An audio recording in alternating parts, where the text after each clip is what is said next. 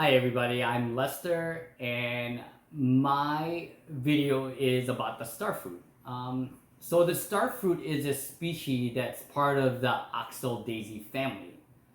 It has two species names, what the fruit is normally known for, and the species names are the Avrahola bilimbi, which is one type of fruit.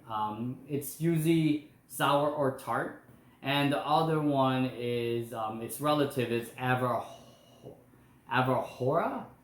carambola, which are sweeter and larger. Um, so it's believed the fruit originally originated in Sri Lanka or in Indonesia. It's been domesticated in India and it's spread throughout Asia, Southeast Asia predominantly. The trees of the starfruit are called, the trees of the starfruit are called carambola trees and are often grafted to reproduce new trees. This is because seeds, when harvested, lose their viability quickly. Also, planting a tree from fruit, the tree bears tart fruit for the first few years and really not effective in an economic perspective. And when the trees are not pruned, it can grow up to 20 or 30 feet. So it takes about 2 months for the pink flowers of the carambola to become a fruit once properly fertilized. The flowers are bisexual and produce in the axils of the leaves at the end of the twigs. And the flowers are normally seen as clustered. Starfruit is a berry. It's produced by a single flower containing one ovary with multiple ovules.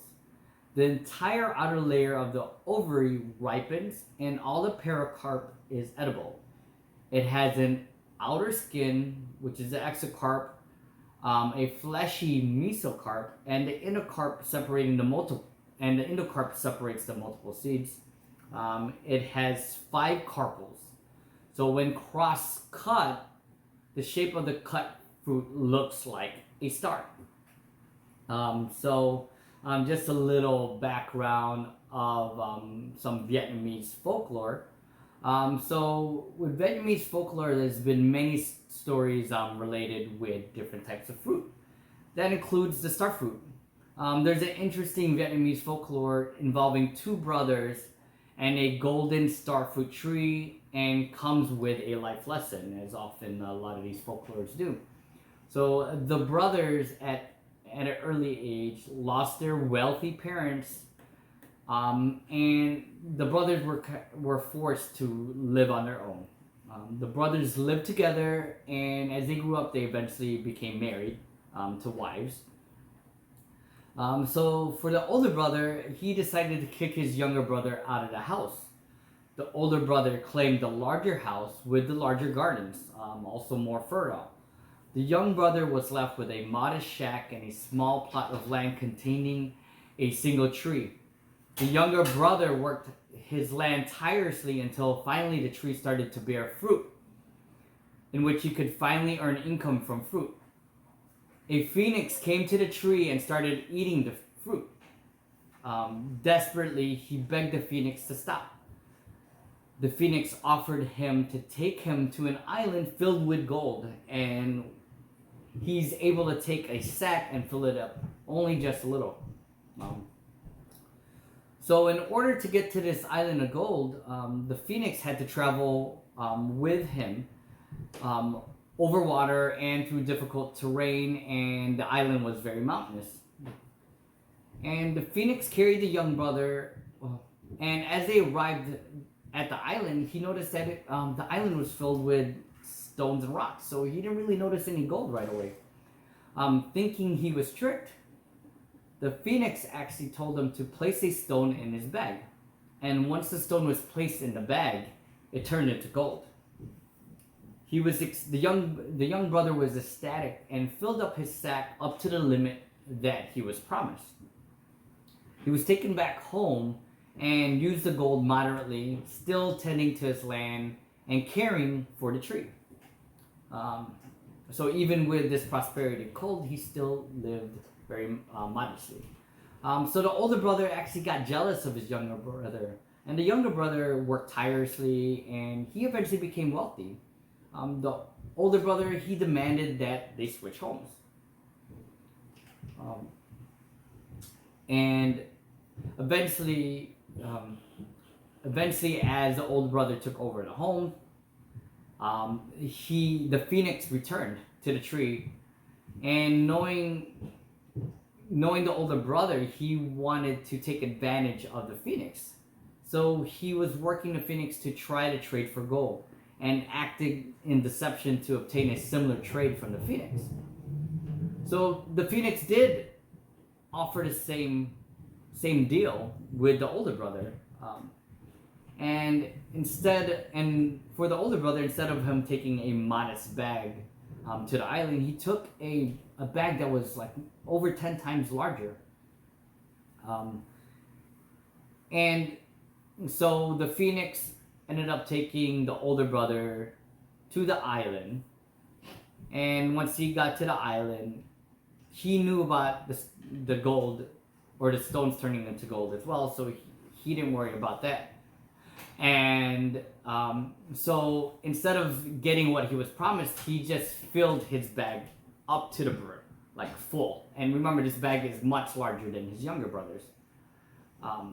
So what had happened is, like, and the phoenix also warned them about this as well while they were out there, because he just realized that, hey, your bag is much larger. You should only take what was promised.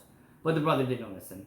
So they were ready to go. The phoenix took the brother, and they decided to fly, and they were flying over the water. So the phoenix pleaded to the older brother to let go some of the gold or just empty the bag altogether, but the brother refused.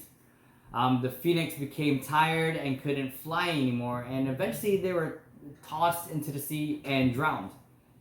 And they were never seen again. So obviously this was a very tragic story, and you could almost tell what happened here with this. But mainly this folklore, like many of them at the time, offered a meaning and a lesson to be offered. And this one offered to be humble, not to be greedy, not to deceive, and keep your promises. So I just wanted to share a little kind of tidbit of some history of the starfruit itself, and how, there is some background through the ages of how fruit became part of people's lives and how lessons were created using these fruits. So now I'm going to try out this fruit, the starfruit. So these are the ones I picked.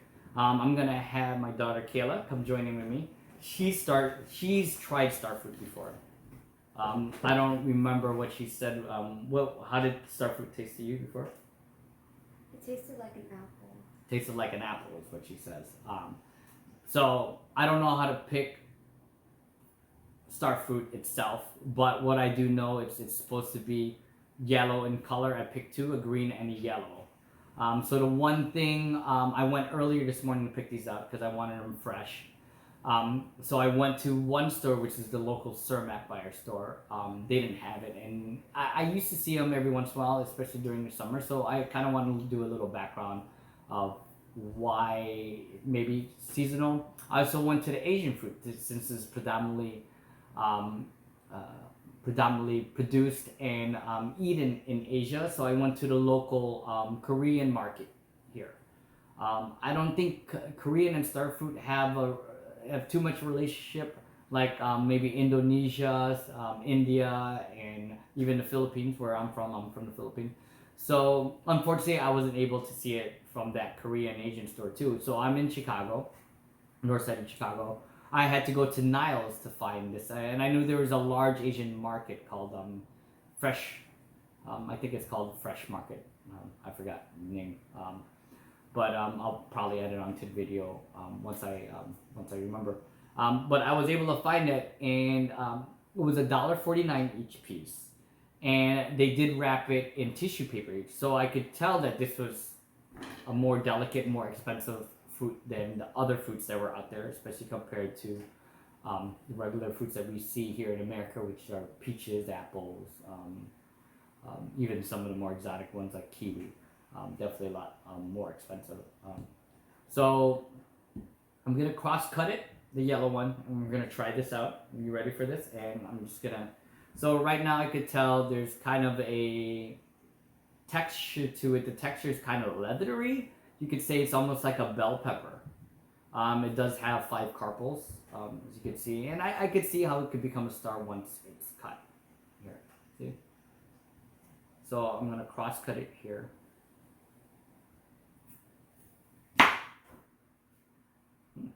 Look at it, it's like a star, right? So that's my piece here. I'm just gonna have a few here. Right, so I'm gonna try one. So before, we'll try it together, but I'm gonna be speaking, and you let me know what your thoughts are too, after. Okay, so here you go. So inside is kind of soft and fleshy. I could see there's a seed there, so I'm probably not gonna eat it because I don't know if it's edible. So there are lines in between, and that's probably the carpels. So I'm gonna take a bite of this. You ready to take a bite? She's picking off the seeds. So here we go. It smells like, what's it smell? It smells like an apple. Okay. And it's definitely has a wet texture to it. So it's kind of jelly. So I'm gonna take a bite of this. So some juices came out. Not really sweet. Kind of slightly tart. Adds a little sourness to it. The texture is kind of like an apple. Maybe a little bit softer. Maybe kind of peachy texture. It's not bad. It's not sweet either, but it kind of has this little sourness to it.